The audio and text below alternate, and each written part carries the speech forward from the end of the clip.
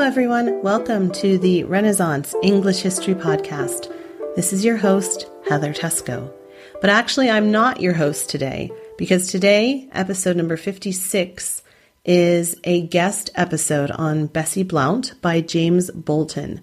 James is the author and host of the Queens of England podcast, which is undoubtedly my new favorite podcast. So please check it out. Before I introduce James, though, let me remind you to pop on over to the Renaissance English History Podcast website at www.englandcast, englandcast.com for full archives of the show, and you can also sign up for my mailing list there. Mailing list subscribers receive an extra mini-cast every month, as well as book giveaways, news, and other fun things. So do go on and check that out. So now on to James. Let me introduce his podcast. Too often, when we think about the history of a country, we think of the kings and lords, castles and battles. Even when we consider queens, we think of rulers like Elizabeth I and Victoria.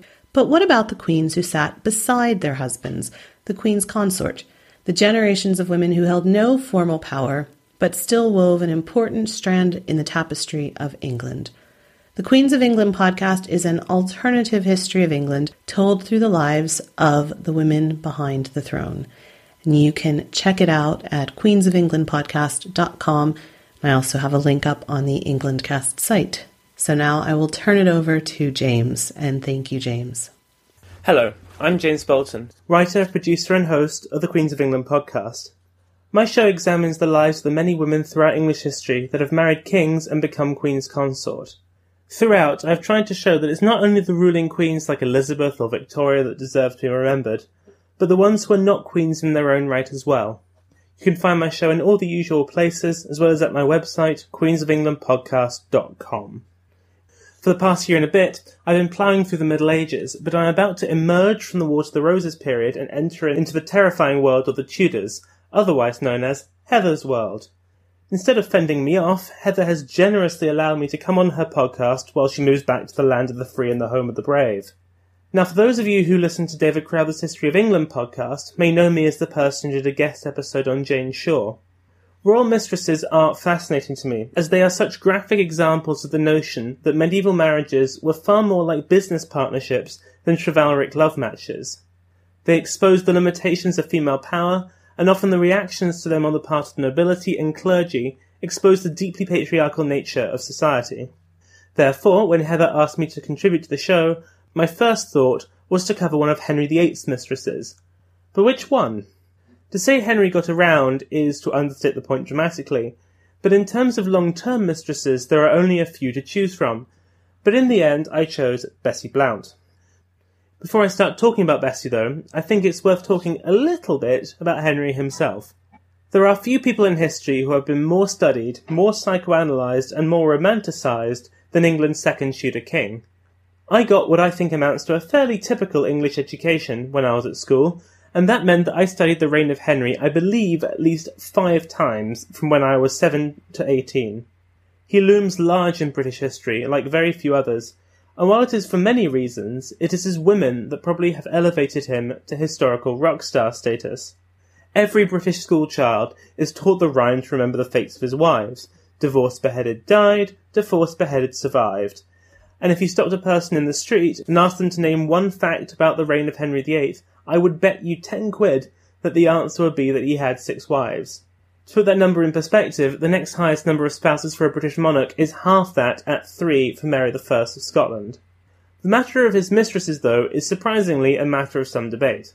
In the French court, there was an official position known as Mistress en titre, which was for the official mistress of the king. This woman was given her own apartments in the palace and was recognised and accepted even by the queens of France. England had no such official equivalent, but the idea of kings taking mistresses was very common. The most famous medieval mistresses were Jane Shore and Alice Perrers, but there were undoubtedly more that have not made it into the historical record. Now, some revisionist historians have stated that Henry VIII only had a very small number of mistresses in his life, and some have even suggested that he had only 2, Bessie Blount and Mary Boleyn, and that shows that Henry was not quite the sex maniac that some have previously suggested. Philippa Jones, in her book The Other Tudors, takes the position that really Henry was just a classic romantic. And Kelly Hart, in The Mistresses of Henry VIII, argues that Henry was a one-woman man, though I think she means two-woman man, as he was married while having these affairs. To say the least, this position has quite a few problems. The first is that people just did not write about royal mistresses. It appears to have been some sort of a taboo in contemporary historical writing. Indeed, the only reasons that we know about Bessie and Mary are for two very specific reasons. For Mary, it's because Henry ended up marrying her sister. For Bessie, well, I'll get to that later, but the point is that if it were not for these facts, then we may not have known for sure about any dalliances that Henry got up to. Therefore, Henry could only have had these two affairs, and we're just lucky that they both had such unusual features as to survive to us, or, as seems more likely to me, he had many affairs, it's just that we don't know about them. This squares also with what we know about Henry's courtship of Anne Boleyn. We know that he offered her the chance to become his mistress, but that she refused him. One can easily infer then that it was quite normal for women to accept to be mistresses of the king. What was unusual in Anne's case was saying no. In her book, The 6 Wives and Many Mistresses of Henry VIII, Amy Licence says that, quote, "There is no question that Henry was very good at covering tracks, so good in fact that he continues to throw us off the scent 5 centuries later. What happened late at night when the king was a guest in the properties of friends, or on royal progress, or abroad, would not necessarily have become common knowledge. The modern argument that something would have been whispered at the time if Henry had slept with more women runs counter to the many occasions of Tudor scandal known to scholars today, for which no contemporary rumour survived. It underestimates the nature of the surviving source material. It also underestimates the king and the world he inhabited. What has been suggested is that Henry was a one-mistress man, that he only ever kept one at a time before discarding them and beginning the next one. These were usually quite temporary and offered very little in the way of advantage to the lady in question. This is a very pervasive argument, but again there is so little evidence for Henry's mistresses that I find it hard to work out how a lot of writers have come to this conclusion. Why is it not possible that while Henry had a number of mistresses whom he kept around for a long time, they did not also have short-term flings as well? This concerted attempt to reverse the idea of the disgusting, lecherous Henry of the old historical model seems to me to have gone far too far when it suggests that he was just a gooey romantic of sorts. A great piece of evidence from this actually comes from Henry's own pen, when he makes an offer to Anne Boleyn to make her his only mistress. Quote, "Casting off all others besides you out of my thoughts and affections, and serve you only." Why make this very clear promise if he was chaste to his mistresses? He must have had a reputation as a serial womanizer, and not monogamous even to those women whom he had affairs with. Okay, so I think I've made my point. Henry almost certainly had a lot of flings around the Tudor court, but we only know about 2 for sure. So let's move away from the abstract and look in a bit more detail at the early years of Henry's reign, and how he came to meet and become intimately acquainted with the daughter of a Shropshire knight. The year is 1514, and Henry had been King of England for 5 years.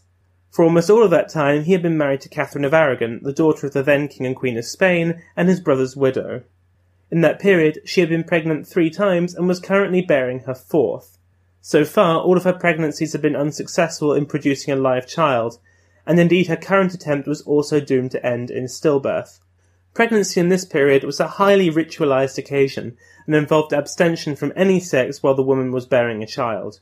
This meant that Henry had multiple opportunities to sleep around the court, and indeed he had flings with a number of women, including Lady Anne Hastings, the daughter of one of Elizabeth Woodville's sisters, Etienne de la Baume, a maid in the household of the powerful Margaret of Savoy, and Jane Popincourt, a French-born lady of the English court who had been teaching Henry's sisters French.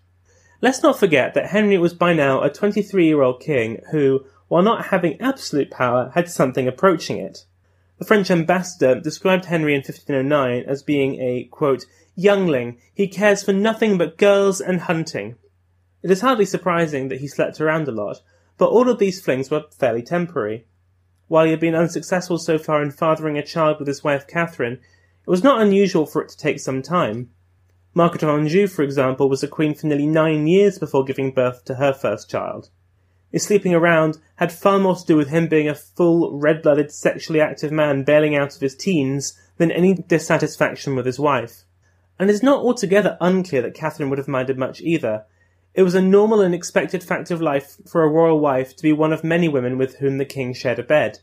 It did not necessarily represent a direct challenge to her, nor indicate that the king did not favour her. And it was not just the fact that he was a king that made him so irresistible to women. In his early days, there are lots of glowing descriptions of England's heartthrob king.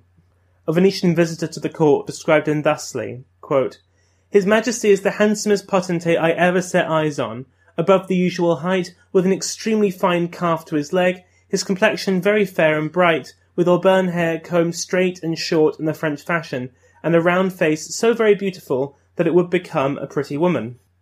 He was also a fine musician and an accomplished composer of poetry, and indeed music, which I will come back to in a little bit. What I am saying is that Henry was a bit of a babe, and even though he was married, this would not have stopped all the ladies at court from swooning over him. Okay, so that's the stage set. Let's now pivot back a few years and talk about the subject of this episode, Elizabeth, or as I will call her, Bessie Blount. Now, a continual issue that we will come across for Bessie is that there is so much that we don't know. Much of what we do know is gleaned from the edges of her life, from documents about her family or brief mentions of her in other sources. There is no life of Bessie Blount, no early modern version of a biography. No one spent much time waxing lyrical about her, and since she was by comparison far less a controversial mistress than some of her predecessors, such as Jane Shore and Alice Perez, there are no attacks on her in the chronicles. Basically, there will be lots of me saying probably, or maybe, or around in this episode. So apologies for all of that in advance. Blame the Tudors. Bessie was born in about, I've already started, 1498, 7 years after her future lover Henry. Her parents, John Blount and Catherine Purcell, were members of the gentry whose families had lived in Kinlet and Shropshire since the Norman Conquest. They had been prominent Yorkists, but had secured their position after Bosworth thanks to the influence of Henry VII's Queen, Elizabeth of York, as a Blount had once been her father's guardian. They'd been married when about the age of 10, and their marriage was the union of two very prominent Shropshire gentry families. They grew up together as boy and wife, and later then as man and wife, and it seems that they would not have consummated their marriage until the very end of the 1490s, about the time that we believe Bessie was born. Bessie was the eldest child of John and Catherine and the first of 11 children. Within a few days she was christened, as one would expect, and was named after her great-grandmother, Dame Elizabeth Blount, and it is possible that she gained the nickname Bessie now so as to be differentiated from the ageing, formidable matriarch of the family. She would have grown up mostly around her sisters, and her mother would have supervised her upbringing and education. Catherine was an impressive woman, a dominating figure, and she was keen to pass on the fruits of the education given to her by her parents onto her children. An example of the doctrines set out by Tudor families for the upbringing of their daughters comes in the Book of the Knight of the Tower, a kind of medieval self-help book that was printed by Caxton in 1483. It warns of the dangers of straying from chastity, of giving in to lustful desires. It required women to regularly fast and demanded that women be demure and quiet. Most of all, women were supposed to be raised to become good, pious, and dutiful wives. I'm going to quote a little bit. Quote, "All gentlewomen of all conditions ought to be of retiring manners, self-respectful, unassuming, small talkers. They should rejoin with diffidence, nor should they be too ready to understand, or yet anxious, or allow their eyes to be seen about. For, to end the matter, no good comes of it. Many have lost their chances through too much readiness, and of whom one would have expected very other things." Clearly, Bessie was not listening too hard when she was taught that last bit. A female education of the time would be heavy on singing, needleworking, dancing, and above all, praying. We have no reason to doubt that her family were good Catholics, untainted by the sinews of Reformation coming from the continent, and indeed throughout her life there is nothing to suggest that Bessie deviated from the faith of the king, that is to say, Catholic, just without the Pope from the 1530s. She would have spent most of her life in and around the manor, but her family connections meant that she may well have visited court as an infant. Her grandmother was Isabel Stanley, a distant relation of the famous Lord Stanley who had played such a vital part at Bosworth, and her husband, Thomas Blount, had connections in the early Tudor court. Her parents were present at the marriage of Prince Arthur, eldest son of Henry VII and Elizabeth of York, to Catherine of Aragon in 1501, and when the royal couple moved to nearby Ludlow in Shropshire, they became a fixture in their life. Bessie's great-grandfather, Sir Richard Croft, became one of the young prince's key advisors, and her grandfather Thomas Blount was also prominent in his household. Clearly, this was all about ingratiating oneself with the future king, but sadly all that buttering up did no good, as Arthur died only a few months after arriving at Ludlow. The Blount family were prominent in the prince's funeral, and it seems likely that Bessie would have witnessed the very solemn occasion as a very young girl. Bessie's mother was likely one of Catherine of Aragon's attendants, and so would have played a role in consoling the foreign princess. But when she returned to London, Catherine Purcell returned to her family.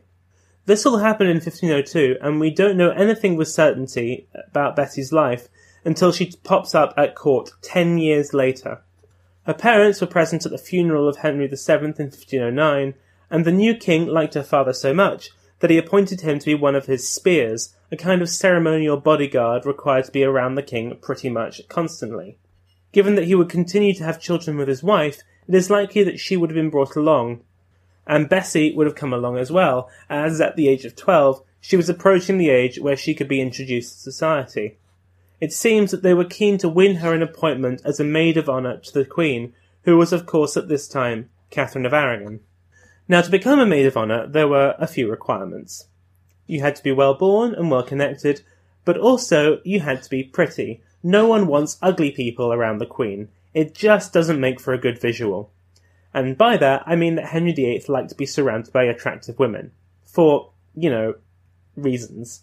No portrait of Bessie survives, but she was renowned as a beauty, which means that she probably conformed to the English standard of beauty at the time, which had not really changed for some centuries. While the standard varied in different kingdoms throughout Europe, English ladies were supposed to be pale, fair-haired, blue-eyed, and slim. The only two likenesses of her that survive are from an image by her parents' tomb and her own funeral brass. From that, she is presented as being demure, modest, and with a very friendly face, especially when contrasted with her rather fierce-looking sister. She was a fashionable lady, wearing the rather daring French hood rather than the more conservative English one. Aside from that, we know very little, but it is enough to say that she was pretty enough to merit an appointment to the Queen's household. To do so, she would have needed a patron, and although her father's position as one of the king's spears was prestigious, she needed more than that, as there were plenty of higher-born, fancier girls who also wanted the job. Her way in was through a distant relative, the delightfully named Lord Mountjoy, who was probably the man who had introduced her father to Henry VIII and got him his position in the spears. By 1512, Bessie was the future of her family. Her brothers had died young, and so she would be the heiress of her family's estates, though it was likely it would be split up, at least a bit, between her sisters as well. This meant that she was a decent prospect in the domestic marriage market, and this would have encouraged her relatives to get in her corner and promote her up the patronage food chain. Mountjoy was well acquainted with the Queen. His wife was Spanish herself, and had attended her ever since she had arrived in England, and he was her chamberlain as well as master of the Royal Mint.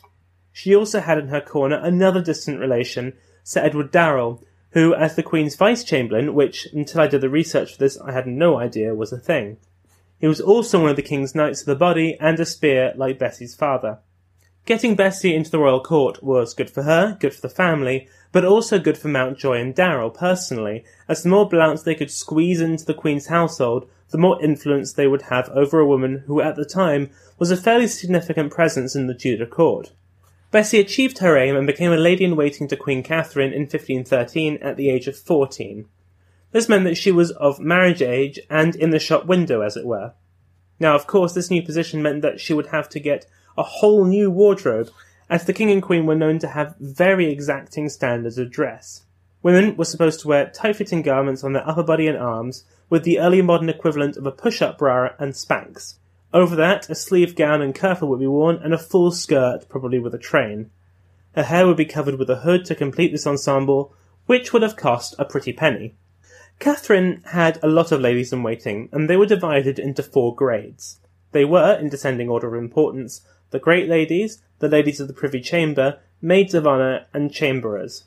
Now Bessie, as a woman from the gentry and unmarried, would be classified in the 3rd tier as a maid of honour, and this meant that she was in a totally different league from ladies like the Countess of Salisbury or Countess of Oxford, who occupied the first ranks.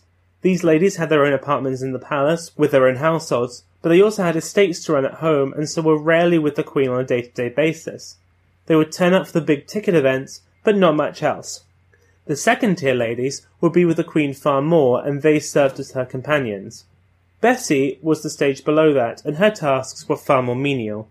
She would have done a lot of fetching and carrying, menial stuff really, but these positions were very much sought after, as they allowed for personal contact with the Queen. When it comes to royal jobs, it's all about intimate contact. It doesn't really matter what the job was, it was its literal proximity to the person of the King and Queen that counted. Bessie would have been one of the lowest born ladies in her rank. She only managed to get in because of lobbying from her powerful relatives. So now Bessie was at court, and everything was appearing to be swell in her family's plan to secure for her a good husband. But then disaster struck, at least for her. Her mother gave birth to a healthy son, and then went on to give birth to 2 more in succession. This meant that her main selling point as a wife, that she was an heiress, was swept away, as her brothers would now inherit everything. I imagine that would make for some pretty awkward family meals. That said, Bessie was still very attractive, educated, and accomplished lady of court, and good looks and charm had been proven in the past to attract high-status single men. Elizabeth Woodville is a great example of this. She managed to bag a king for a husband despite being of low rank and even on the wrong side of the Wars of the Roses. Henry's court at this time was a magnificent place. One foreign visitor to the court said about it, quote, "The wealth and civilization of the world are here, and those who call the English barbarians appear to me to render themselves such. I here perceive very elegant manners, extreme decorum, and great politeness. And amongst other things, there is this invincible king, whose acquirements and qualities are so many and so excellent, that I consider him to excel all who ever wore a crown." The music that I'm currently playing over this part of the episode is actually written by the king. It's a song called Pastime with Good Company, and is a rather jolly song about the joys of leisure and spending time with friends. The joys of youth and all that. The Tudor court was in fact full of music, and Bessie would have fitted in splendidly here, as there is ample evidence that she was an accomplished musician as well. With much of the business of government left to his ministers, Henry undertook a life of leisure, centred around hunting, jousting, feasting, and dancing, and as a lady of the court, Bessie would have attended the sporting events and participated in the feasts and dances, most particularly the masques, of which Henry was a big fan. This was a court full of courtly love, one where men and women would engage in highly flirtatious encounters, making promises, exchanging gifts, and whispering sweet nothings to each other, without necessarily a sexual relationship going on. The man was always the person to initiate these sorts of encounters, and would begin by paying compliments and giving gifts. At this point, the woman is supposed to play hard to get, but not reject or refuse. The man would persist, and the woman would begin to acquiesce. The talk would become more flirtatious, and eventually either things would peter out, or something more sexual would occur, but it was far more common to be the former rather than the latter. It was a game of subtlety and discretion. You deftly danced around issues while dancing around each other. And of course, all of this was intensified when it was the king with whom you were dallying. You could not give him the cold shoulder, you had to return his messages and play along with his game. It is likely that Bessie would have engaged in all of this before catching the eye of the king. It was inescapable. She would also have spent a lot of time caring for the Queen during her many pregnancies, and would have seen the strain that constant failed childbearing had on the health, both physical and emotional, of Catherine. She would also have seen firsthand the King's philandering, which mostly seemed to have taken place while the Queen was pregnant, as sexual intercourse with a pregnant lady was seen as being bad for the health of the child. And eventually, it was Bessie's turn to become the object of the King's affections. Now, the hugely frustrating thing about Bessie's affair with the King is that there is almost nothing in the sources about it. We don't know when it started, we don't know for sure how long it lasted, and we don't know the nature of it. The first time that we know that the king was aware of Bessie is in a letter written by Charles Brandon in 1514, where he asked the king to let her know that he wanted her to write to him. In 1515, we know that she danced with the king at New Year, though whether this was the first time that this happened is entirely unknown. Later that year, he made a significant financial gift to her father, possibly signifying the favour with which he held Bessie, as other members of the Spears were getting the cold shoulder at this point.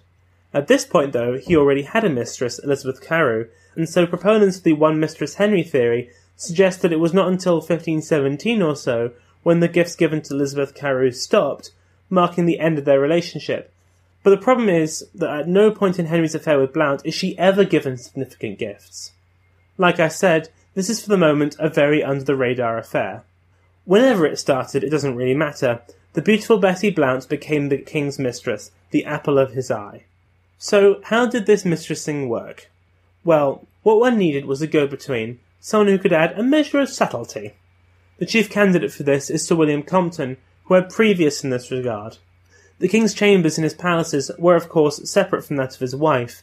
They slept in separate beds and only shared them for the purpose of having sex. This made having an affair somewhat easier. Henry was known as a man who liked his privacy, and so he had secret staircases in his chambers, allowing Bessie to enter his rooms without people noticing and then leave when all was done. But, like I said, we know almost nothing about the substance of the affair, and it is likely that we never would have heard anything about it at all if it were not for a momentous event that took place in the latter part of 1518. Bessie discovered that she was pregnant with the king's child. This meant that the child would have been conceived in the autumn of that year, which was at a time when the Queen, Bessie's mistress, let's not forget, was pregnant herself. This timeline would suggest that conception would have occurred at Greenwich Palace, a fact that I present in lieu of any other juicy details about the affair that history has failed to include for us. Now, of course, this was not the done thing. Unmarried women were not supposed to be having sex with anyone, let alone carrying a bastard child. Therefore, Bessie had to leave the court, no doubt giving the Queen some excuse for why she had to leave her service for about 9 months. To add insult to injury, the child that Catherine was carrying turned out to be a stillborn daughter. She would not carry another child again. It is likely that Bessie went to St. Lawrence Priory in Essex while she carried her child to term, a stay arranged by Cardinal Wolsey, the power behind Henry's throne. It was a quiet place, away from prying eyes and gossipy mouths, though I'm sure Bessie's absence from court cannot have gone unnoticed. This thing was just not that unusual. That said, it was not far from the royal residence at New Hall, and Henry frequently called on the future mother of his child. According to the chronicler Edward Hall, Henry's servants were told, quote, "not to inquire where the king goeth, be it early or late." In the spring of 1519, Bessie gave birth to, wait for it, a boy! Yay! And more than that, a healthy one. The child was named after his father on his request/demand, and had amongst his godparents Thomas Wolsey. He was given the surname Fitzroy, a common one given to bastard sons of kings. At first, the birth of Henry was a fairly low-key affair. The king would have been overjoyed about the birth of a healthy son, proof at last in his eyes that it was not his fault that his wife could not bear a healthy son, but equally he knew the value of patience. The early years of infancy were fraught with danger in this period, and there was no guarantee that the child would survive. This is also not to forget that the boy was illegitimate, so not necessarily something to go shouting from the rooftops about. Fitzroy would have been taken by a nursing team who would take care of him, while Bessie remained at Blackmore to recuperate, still away from the eyes of the court. The orthodox view has been that after the birth of the son, the affair ended, but there is a fascinating question, though, about a second child born to Bessie quite soon after Fitzroy's birth. A 1542 document talks of a daughter named Elizabeth, who was 22 at the time, meaning that she would have been born in around the late spring of 1520. This would fit in with the birth of Fitzroy, and suggest that Henry may have continued the affair with Bessie longer than previously thought. Now, it is possible that she may have been the product of a different affair that Bessie had, or even her upcoming marriage may have taken place earlier than previously thought, but that seems unlikely, as all the gifts and favours granted them started in 1522. There is also the evidence that Henry took quite a close interest in Elizabeth later in life, helping her out when she had legal trouble, granting her land and property, and generally paying her far more attention than one would expect a king to give to the daughter of his former mistress. It seems to me very likely then that Henry did father a second illegitimate child with Bessie, probably on one of his visits to Blackmore, which would later gain a reputation as being a place of sinful extramarital sex, a dumping ground for the king's bastards and mistresses. This would go against many historians who cling to the idea that Henry only had one bastard child in Henry Fitzroy, but there is plenty of evidence to suggest that he had actually quite a lot. There is considerable doubt, for example, that Mary Boleyn's 2 children were fathered by her husband, and were instead the king's bastards. The definite end date, though, for Henry and Bessie's affair is 1522, when 2 things happened. First, Henry began his infamous affair with Mary Boleyn, and second, Henry ordered Wolsey to find Bessie a husband. The man that was chosen was Gilbert Talboys. Talboys, yet another hilarious surname, was around the same age as Bessie and of a higher social class. His lands were based in Lincolnshire, and there were plenty of them. These were added to in an Act of Parliament in 1523, which announced their marriage, as well as granting Gilbert, quote, not only great sums of money, but also many benefits to their right, much comfort. It then says, quote, the said Elizabeth, meaning Bessie of course, may have, hold, and enjoy, for the terms of her life natural, without impeachment of any waste, the lordships, manors, lands, tenements, and hereditaments thereafter ensuring, which be of the inheritance of the said George Talboys or Gilbert. It then goes on and on a bit in legalese, quote, in the city of Lincoln and the manors of Skeldingthorpe and Bamborough, Frexney, Sotby, and Foldingworth in the county of Lincoln. These bequeathments were only for her life and would not pass to anyone else, but it was a fairly significant gift and would provide a good income for Bessie for the rest of her life. Moreover, Henry continued to give land to the couple throughout the 1520s, and Gilbert was given a variety of titles, including the position of High Sheriff of Lincolnshire in 1526. This marriage, then, was highly beneficial to everyone. It kept Bessie happy, which was important for Henry VIII, who didn't want disgruntled mistresses mouthing off. For Bessie, it was a respectable marriage to a respectable man with a noble history and lineage, and for Gilbert, it was basically the jackpot that kept on giving. Sometimes it pays to marry the king's sloppy seconds, if you'll excuse the vulgar expression.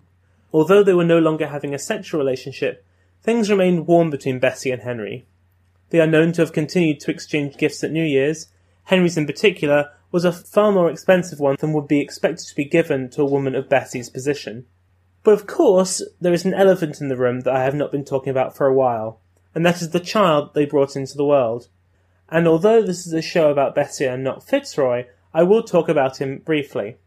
There was not much to tell for the first 6 years of his life. Childhood was a dangerous time, but there is evidence that the king provided for him richly.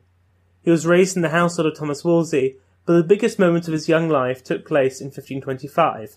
The boy had already lived far longer than any of the king's other sons, and the king had given up on trying to have further progeny with Catherine of Aragon. At this point, it was not ridiculous that Henry could legitimise the boy and make him his heir. Let's not forget that the entire Tudor claim to the throne was based off the legitimised bastard children of John of Gaunt. Whether this was at the fore of Henry's mind or not is not clear, but in 1525 he elevated his son Henry to the peerage, making him Duke of Richmond, and he would later be given a huge number of titles, including Lord Lieutenant of Ireland, Warder of the Cinque Ports, Earl of Nottingham, and Duke of Somerset. This was a massive flood of titles to be given to anyone, let alone a bastard child. It had the effect of legitimising him, and he was the only one of Henry's bastards to be legitimised. Now, these titles would normally be reserved for the king's heir, and it is possible that this was all about punishing his wife for the actions of her nephew Emperor Charles V, who had backed out of marrying his daughter Mary. Fitzroy was now the highest-ranking person at the Tudor court, excepting the king and queen, and it seems clear to me that he was preparing for perhaps nominating him as the successor over his daughter Mary. His rich landholdings provided for a huge household, and everything was going swimmingly. A high-status marriage was in mind for him, but while there was still the chance that Henry might have another son, the crowned heads of Europe were loath to take a punt on Fitzroy. He was moved to apartments close to the king and accompanied him on foreign trips, and eventually married Mary Howard, which, while not being a foreign marriage, was still a pretty good match. Henry, though, never did officially recognise Fitzroy as his heir, especially as after his divorce he had high hopes of siring children with Anne Boleyn, but it is very likely that he was the king's banker, his backup option. Unfortunately, in 1536, he succumbed to an infection and died. Throughout his short life, it seems that Bessie had little contact with her son. From the moment that she had given him up to Wolsey and later the king, Fitzroy became very much a warden of the state and no longer her mother's son. That said, Bessie is known to have had contacts within his household. There are, though, no records of them spending time together, but it is possible that they retained a correspondence, as there are letters surviving between her and his tutor which suggest it. Bessie had 2 further children with Gilbert, George and Robert, both of whom were born near the beginning of their marriage, and it seems that they shared a happy time as man and wife. Gilbert died in 1530, leaving Bessie as a wealthy widow, and it was not long before she remarried, this time to another wealthy Lincolnshire landowner, Edward Clinton. With him, she would have 3 daughters. While it has been suggested that she became a lady-in-waiting to Anne of Cleves, it appears more likely that it was in fact her mother-in-law that did that and not her. In 1539, after a few years of dodgy health, Bessie died at the age of 42. While the cause of death is not known, it is quite likely that it was in childbirth.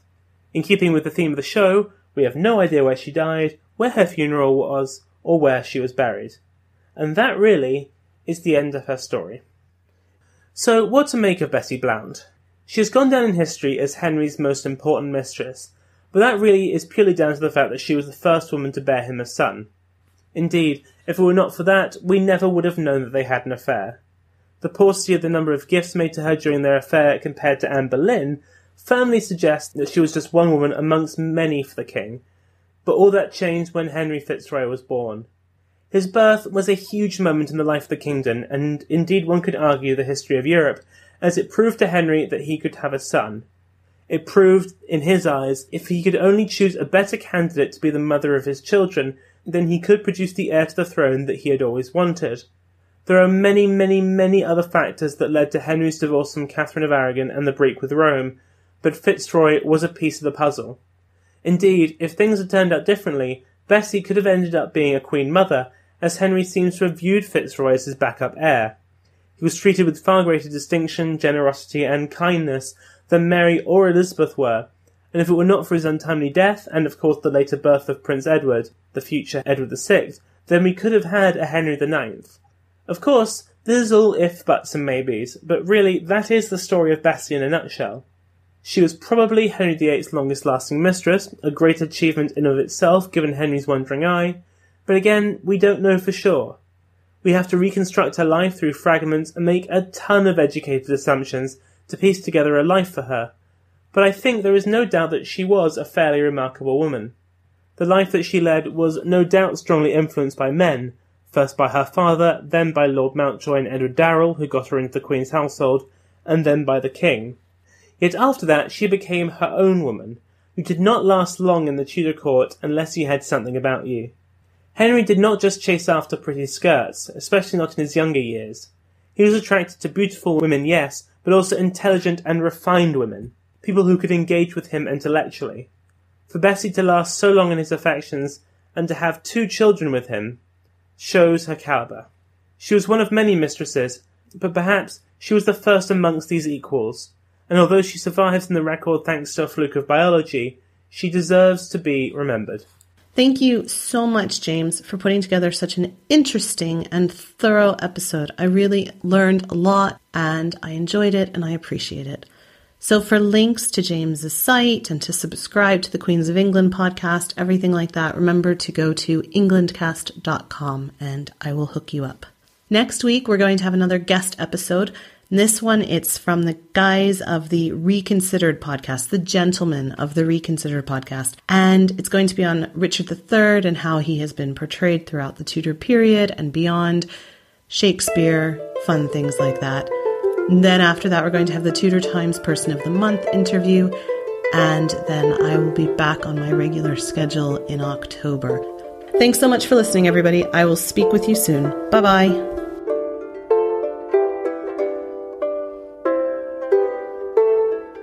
Blow, northern wind, a sandful may be sweating. Blow, northern wind, blow, blow, blow. Ich hatte Bord in Bauerbricht, hat Solis Semlis und Sicht. Mens gevoel meiden of nicht, werden vreed te vonden.